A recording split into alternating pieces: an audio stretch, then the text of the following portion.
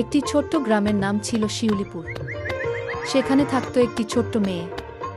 সে সারাদিন নিজের বাড়ির আঙিনায় তার প্রিয় টিয়া পাখির সঙ্গে লাফিয়ে লাফিয়ে খেলত। কখনো টিয়াকে ডেকে কাছে আনত, কখনো তাকে নিয়ে হাসতে হাসতে এদিক ওদিক দৌড়াত। তাদের দুজনের ছোট্ট পৃথিবী ছিল শুধু আনন্দ আর খেলায় ভরা।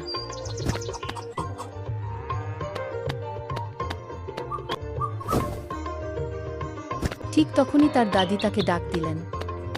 সে দৌড়ে দাদির কাছে গেল। দাদি তাকে আজকের কাজগুলো বুঝিয়ে দিলেন। সব শুনে সে কিছুক্ষণ দাঁড়িয়ে ভাবছিল কোন কাজটা আগে করবে। ঠিক তখনই তার টিয়া পাখিটি উড়ে এসে তার সামনে বসল এবং বলল, এইদিকে চলো। এবার সে এদিক ওদিক তাকিয়ে জোরে দৌড় দিল এবং তার বাবার কাছে গেল। কাছে গিয়ে দেখল তার বাবা মন দিয়ে গরুর দুধ দহন করছেন।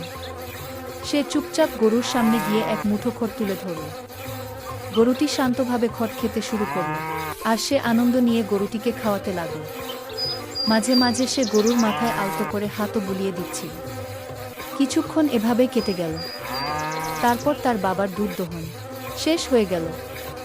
সব কাজ শেষ করে বাবা হাসি মুখে সেখান থেকে চলে গেলেন, আর সে গরুর দিকে তাকিয়ে মিষ্টি করে হাসল। হঠাৎ তার মনে পড়ল দাদির দেওয়া দ্বিতীয় কাজটি এখনো বাকি। আর এক মুহূর্ত দেরি না করে সে মুরগির খোঁজে দৌড়ে গেল। মুরগিটা তাকে দেখেই এদিক ওদিক ছুটতে শুরু করল। সেও হাল ছাড়ল না, ধৈর্য ধরে মুরগির পিছু নিল। অনেকটা দৌড়ঝাঁপের পর অবশেষে সে মুরগিটিকে আলতো করে ধরে ফেলল। তারপর সাবধানে তাকে খাঁচার ভেতরে রেখে দরজাটা বন্ধ করে দিল।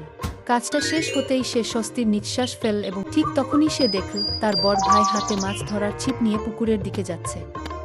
সে আর দেরি না করে ভাইয়ের পেছন পেছন দৌড়ে গেল। কিছুক্ষণ পর তারা পুকুরের ধারে পৌঁছে গেল।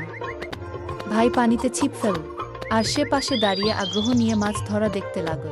এমন সময় পাশের এক দুষ্টু ছেলে পুকুরে ঢিল ছুটতে শুরু করল। সঙ্গে থাকা বুদ্ধিমান টিয়া পাখিটি উড়ে গিয়ে একটি ঢিল পায়ে করে ধরে আবার সেই ছেলেটির দিকেই ছুড়ে দিল। ঘটনাটি দেখে সবাই অবাক হয়ে হাসতে লাগল।